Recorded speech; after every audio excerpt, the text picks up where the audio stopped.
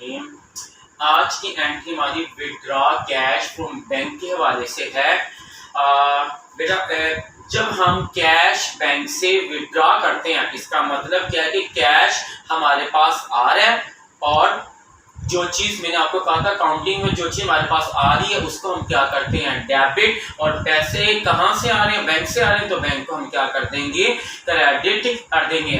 तो एंट्री समझने से पहले आप मेरे चैनल को सब्सक्राइब करना मत भूलिएगा। अब हम एंट्री की तरफ आते हैं। एंट्री की स्टेटमेंट क्या है? 15/1/2005 को विड्रॉ कैश फ्रॉम बैंक 20,000। हम बैंक से 20,000 रुपया कैश विड्रॉ कर लिया, मतलब बैंक से पैसे हम ले रहे हैं 20,000 रुपया। जब हम बैंक से पैसे विड्रॉ करेंगे तो कैश हमारे पास आएगा और जो चीज आ रही है वो क्या हो जाएगी डेबिट। यानी कि हम कैश हमारे पास आ रहा है, कैश को हम क्या कर देंगे डेबिट, मतलब इसकी अमाउंट डेबिट के कॉलम में लिख देंगे। अब कैश आ कहां से रहा है? बैंक से आ रहा है तो बैंक को हम क्या कर देंगे क्रेडिट, मतलब बैंक की अमाउंट क्रेडिट के कॉलम में मेंशन कर देंगे। तो हम ये एंट्री की तरफ आते हैं। सबसे पहले हम डेट मेंशन करेंगे। डेट क्या हमारे पास 15/1/2005, 15/1/2005 यानी कि 15 तारीख का पहला महीना और 2005 को हम बैंक से पैसे निकाल रहे हैं। जब हम बैंक से पैसे